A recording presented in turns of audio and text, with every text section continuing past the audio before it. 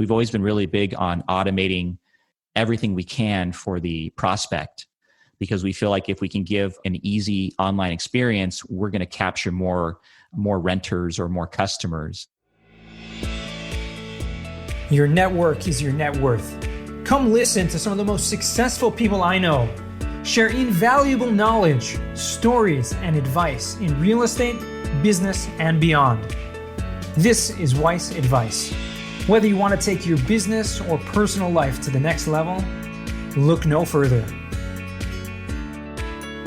Welcome back to Weiss Advice. It is my pleasure to be here with JC. You're like, in my eyes, like the guru of multifamily property management, even though you're not a guru, but you kind of have that like cool, chilled out, like California, but like making major waves kind of aspect to you. So that's kind of how I like to view you.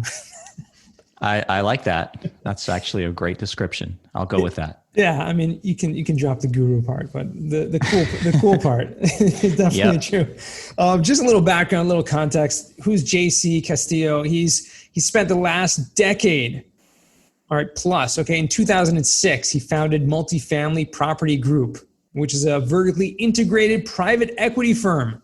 So they're basically investing in large multifamily properties in the Dallas-Fort Worth metro. And the thing I love about what you guys are doing is that, I mean, you're in the Bay Area, right? So, yep. So you come from, Bay Area, San Jose, and you're just moving all of your capital, right? And all your investors' capital right directed to like one central location. You found your market, you stick with it, you love it. You have a property management company that's, in-house, taking care of everything.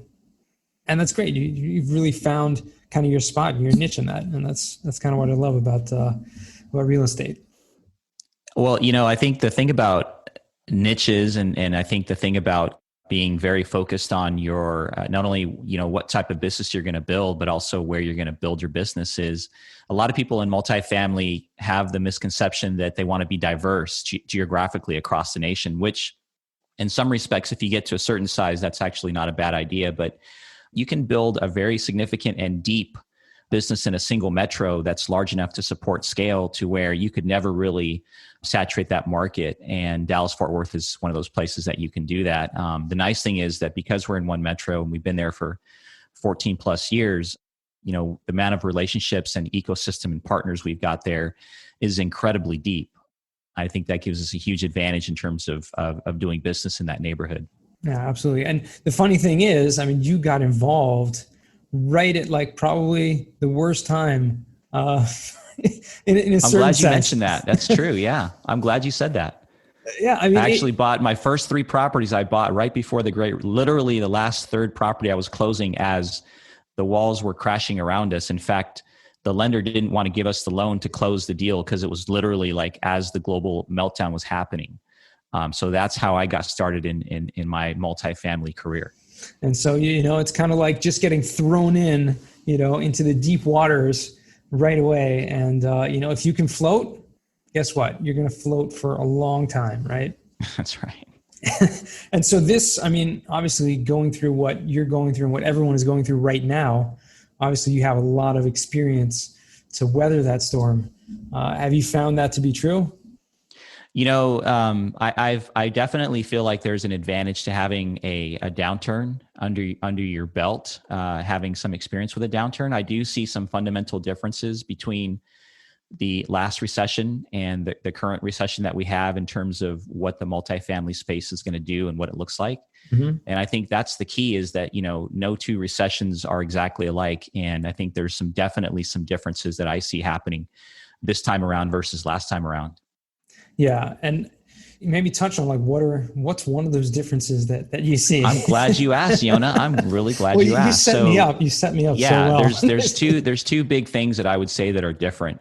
The Great Recession that we had in 2008, one of the key characteristics of it was there was a very much affordability was very big back then. So, rent still hadn't taken off. I mean, rent had been, across the nation on average had been pretty close to historical norms. And so there was just a lot of affordable places to live as a renter. The second, and which is a lot different than now. If you look at now what's happened with this pandemic-driven recession, we are already at all-time affordability constraints for renters. And it's really, there's no room up. It's very difficult, especially in the workforce housing space, to keep pushing as the market will bear, because there's just some basic affordability constraints, which are especially exacerbated in some of the areas where rents are already unaffordable, like on the West Coast and the East Coast. In the Sun Belt states, that affordability is still relatively decent. Sure. So that's basically is a big difference between how things are going to work now with the recession versus how they worked in the past. The second big difference that I would tell you is that when the 2008 recession happened, there wasn't a whole lot of supply coming into the market for multifamily. It was a pretty balanced market, and even maybe slightly skewed towards a lot more demand than supply. And so, when the 2008 recession hit, there really wasn't a whole lot of occupancy issues during that time. Most people that got in trouble and went into foreclosure back then did so because they were over leveraged and they just didn't have any buffer, and lending went away like that. So you couldn't get a loan.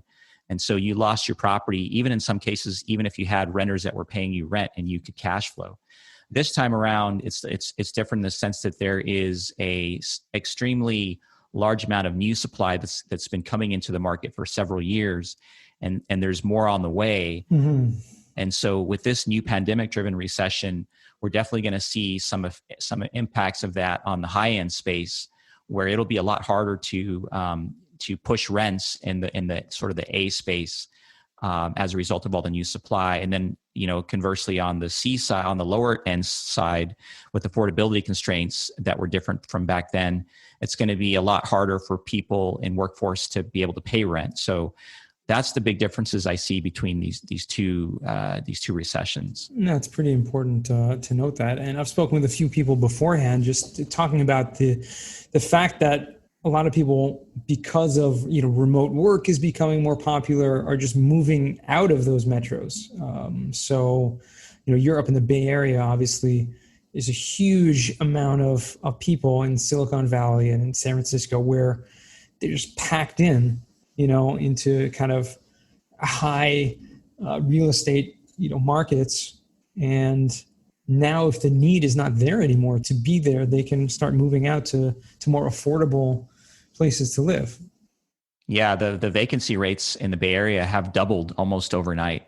In some cases, even a little bit more. I believe that the average vacancy rate right now in San Francisco is somewhere, don't quote me on this, but somewhere between 6 and 9%. And it's historically been way below 3%. And people have, like you said, immediately kind of moved out, either moving back with their family, or because they're working from home, have decided, look, the whole reason I live in the city is because I want to go out and have a nice dinner after work. I can't do that. So why am I spending $3,000 a month for, a shoebox when I can just, move out somewhere else and save some money in the meantime? So that's definitely a trend that we're seeing here in the Bay Area for sure. Absolutely. And something unique about what you do also is that your whole ecosystem, right? Your investors and everyone is located in the Bay Area. So a little background, you before you were in real estate, you started in tech, right? You were involved in high tech. So, and you've kind of continued that, even though you're not involved in that day to day, but the people that you still network with, right? All your investors, and you are in that space, and you run, if I'm not mistaken, a local meetup, which has people from the Silicon Valley coming together who are obviously in high tech and coming together to learn about real estate investing and ultimately investing with you. Really, that what I've become from over the years is, as I've transitioned out of a technology business, I was in the semiconductor business for a long time, is I've really become a connector, a bridge between these fantastic investment opportunities in real estate that are in the Sun Belt, in the Texas area. And I'm connecting basically the capital that's here in the Silicon Valley that wants to take advantage of those investment opportunities. And I sort of have the best of both worlds. We've got an amazing platform in Texas that we've been working on for 14 years, but then we're also next door. So we actually speak tech, we live tech, we know what it's like. All of our buddies are in tech. So we really are just a bridge. My company, my partners and I are just a bridge to help these Silicon Valley folks find great investments outside of California. What are you doing right now in terms of the actual meetups? I mean, I know you ran like a monthly meetup where you get people coming out. You doing any of those still, or have you moved it virtual, and how are you doing that? Yeah, we haven't had a physical one obviously for a while, and we are planning on doing some virtual stuff. I think that we want to reduce the frequency of these meetups and sort of increase the amount of content that we bring, the value that we bring. So I think what you'll see is less of them and sort of more a little bit more deep around things that are really important to investors. Virtual, I've been a big fan of virtual stuff. I mean, as you know, I'm running a huge business in Texas from California. So, I mean, working remotely is nothing new for me, and doing things remotely. So nothing for me personally has really changed much in the way of how we do business.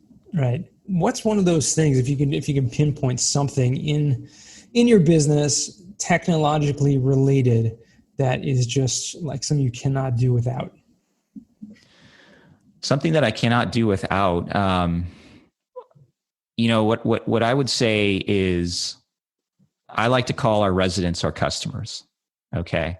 I don't like to refer to them as residents because I think customers is more of the right term. They have a right to choose where they live, and they decide to stay with us if we have a good product. So one of the things that I really can't live without is there is a technology that we've been using for a little bit of a while now.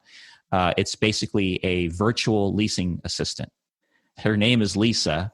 And anytime you go to one of my properties websites, or you go to Google and you want to call to my property and book an appointment to come schedule a tour of a unit, you're not going to know it, but you'll start text messaging with my virtual admin or my virtual leasing assistant. And she's intelligent enough to answer questions. Like if you say, hey, you know what, I got a dog, Daisy, our pet's welcome. Well, Lisa will respond back over text. Yep. Here's our pet policy. She's definitely welcome. And, would you like to schedule a tour? What time? So we've really found that by switching over to this virtual technology, two things have happened. One, we're increasing the immediate response to a lead because leads go cold within minutes.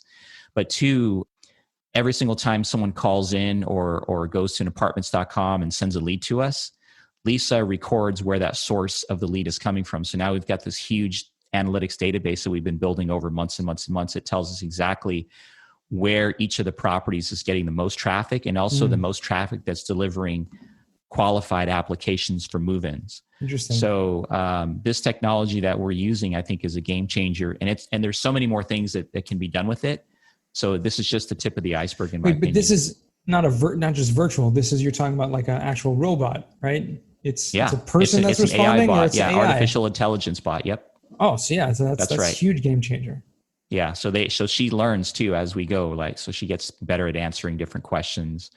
So this is definitely a big game changer.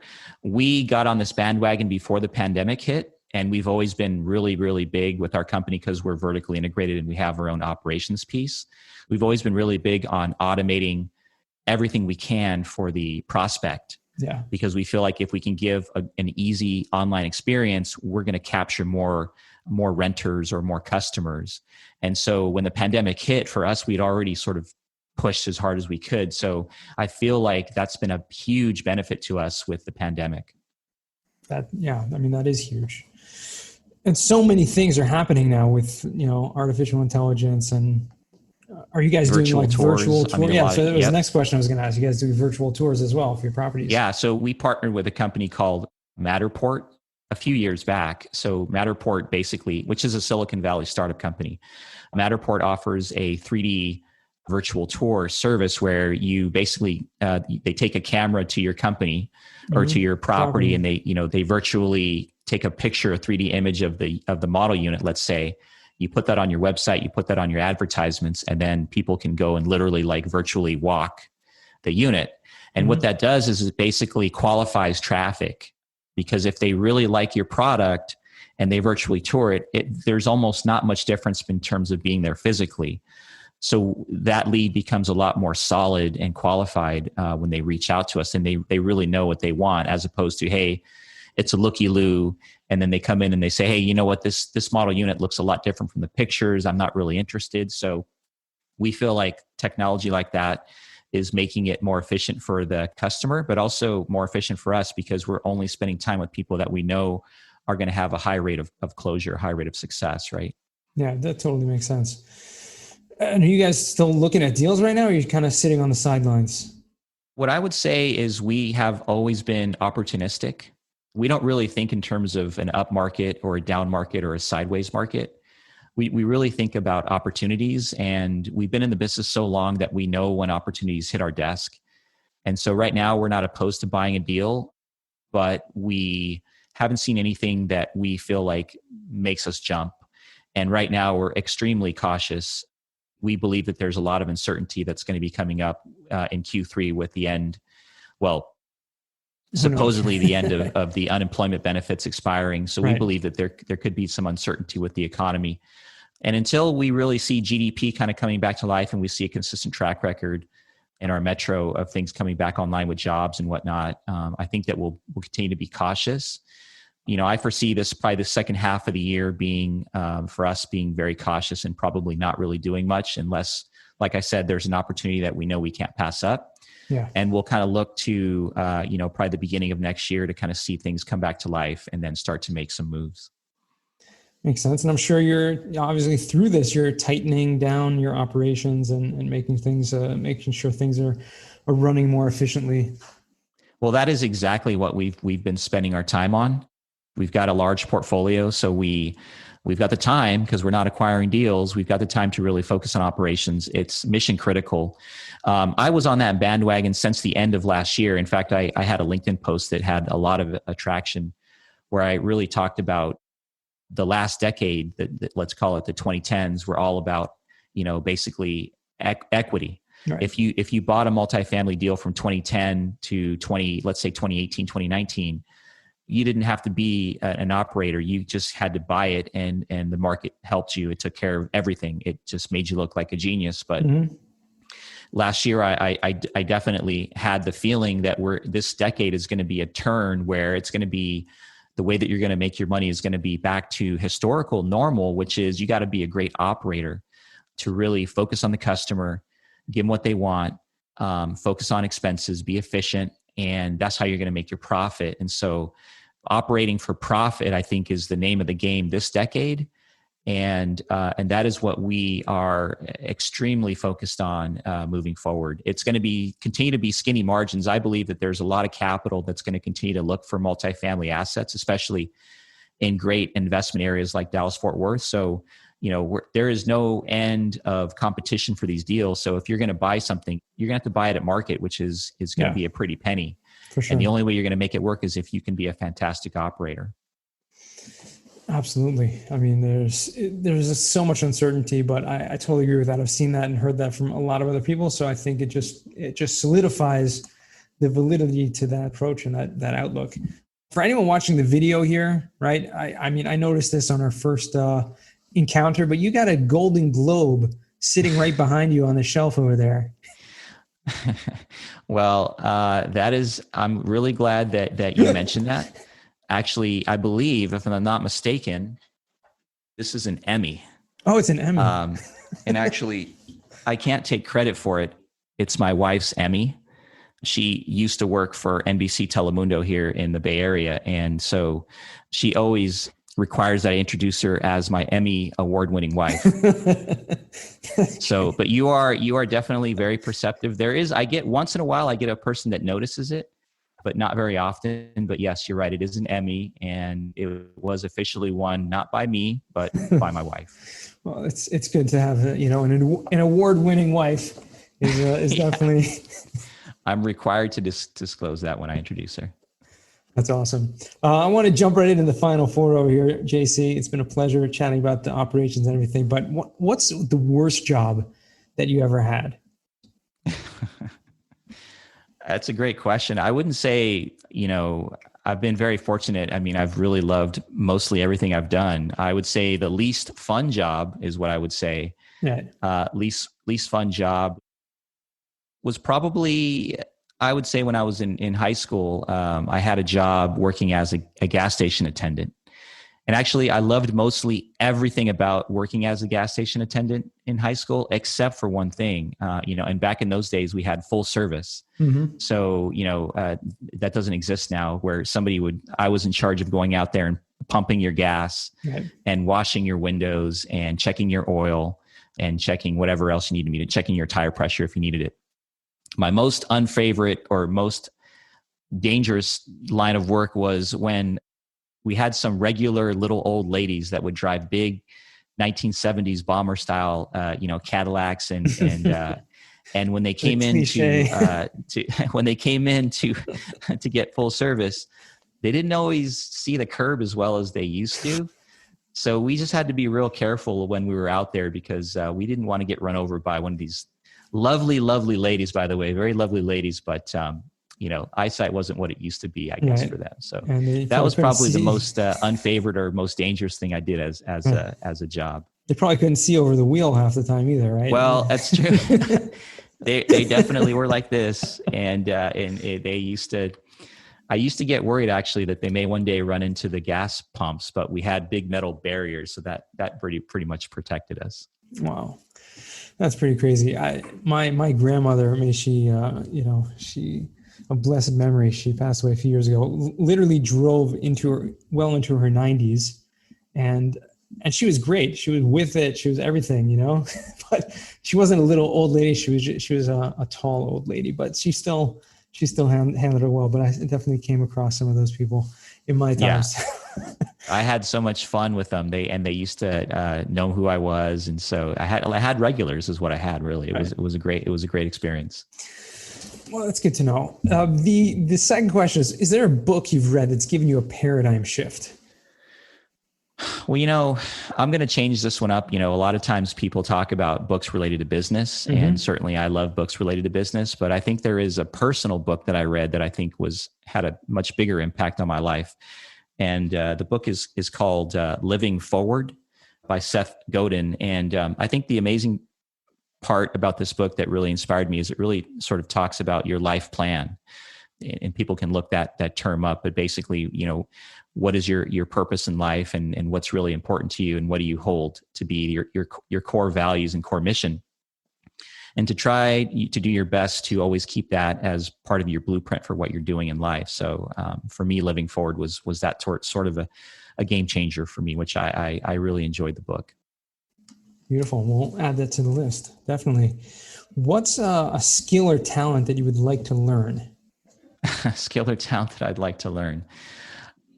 Gosh, that's a really good question. I think that I would like to continue to. The follow-up to the question. Go ahead. Go ahead. The joke is the follow-up to the question is I always challenge you that, okay, now you have to do it. I think that I would really like to learn how to be a better servant to the community, if you will.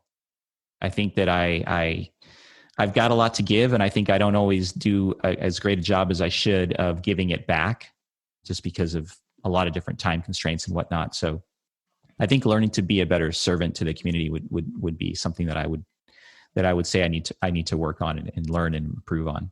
Okay. Well, challenge accepted. All right.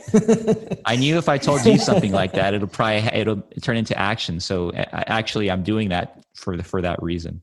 Awesome. And it's very noble. And I think everyone should do their best and constantly, continue to try to find new ways all the time to contribute and give back. We all have, whether it's giving back through time or money or, volunteering or just efforts or even guiding, and coaching and helping other people along the way is yep. Great opportunities out there. Fourth and final question is, what does success mean to you? What does success mean to me? Gosh, at the end of the day, speaking of this Living Forward book, for me, I think success is, if I'm in my coffin, what is the legacy that I'm leaving with the people that are in the room that cared about me? Is it good? Is it maybe, is there something I left on the table something that I could have done better at. So I would say that, it's not a morbid thought, but it's just really, that's the finality of how precious and brief this life is that we have. So, success to me is what are those people saying in that room when I'm in my coffin? Absolutely. And that's huge. I mean, I think a lot of people take for granted that, we're on a finite stay here on this trip down here on Earth. And, for me, it was a big eye opener. I've always kind of thought, not been morbid about death, but been aware of it. And it's always been kind of a factor in things that I do. Kind of trying to live life to the fullest, realizing that it could end at any time. And I just lost a very close family member last week who, at the age of 44. And that was a big shocker for a lot of people and for myself as well, that you never know how long we have here. And for me, when I read Stephen Covey's, the 7 Habits, these things. So right in the beginning there, he has a chapter there where you actually have to do an exercise to write what your eulogies would be, right? And there's an exercise, who are the people that are going to be eulogizing you and what are they going to be saying? And that's kind of reverse engineering your life to live those, to fulfill all the things that you dream of and all the things that you want to accomplish and the people that you want to affect in the positive ways. So I definitely hear that. And that's a great definition of success. Yep. I agree. I couldn't have said it better. And that's exactly how you start. And with these plans is you start with what do you want to be remembered for in your eulogy. So it's a fantastic way to really bring everything together and make it simple in terms of what you really want, right? Absolutely. Well, thank you so much, JC. It's been a tremendous pleasure conversing with you, chatting with you today. Where can our listeners find you or find out more about you? Well, multifamily is my thing, and I love to talk about it and learn about it and study it. I've got a podcast myself. It's called the Apartment Investor Show. Mm-hmm. People can go to the apartmentinvestorshow.com. And my buddy Paul Peebles and I, who is a very well-respected and major player in commercial lending in the United States, he's my co-host. And that is where people can find out more about what we do, and they can learn a whole lot, more importantly, about our perspectives. And sort of, we bring in a lot of experts and guests. We've had you on the show, Yona. And so that is something that I would definitely recommend that people check out. Awesome. Well, thank you again. It's, like I said, been a pleasure. I look forward to meeting again in person once that time comes. And, until next time. Absolutely. And to all our guests, our listeners, I should say, who are really our virtual guests, because you're just kind of joining in and listening in on our conversation here today. I want to wish you guys the best, much success in everything you do. And remember, the best advice comes only when you ask. Real quick, I have one question for you. Did you like this episode? If you did, I want to ask you a huge favor. See, the biggest thing that helps this podcast grow and that will spread this message to the whole world is that if you leave a review, a rating, and subscribe to the podcast. What that does is it basically tells the platforms that this podcast is out on is that you like my stuff and I'm doing something right. So take a few seconds out of your day, hit that subscribe button, leave a rating or review. I would be extremely grateful. Also, I want to hear from you guys. So I want to hear some feedback. If you have any questions for future episodes, please find me on LinkedIn. Send me a DM, a connection request, Yona Weiss, and I'd love to hear from you.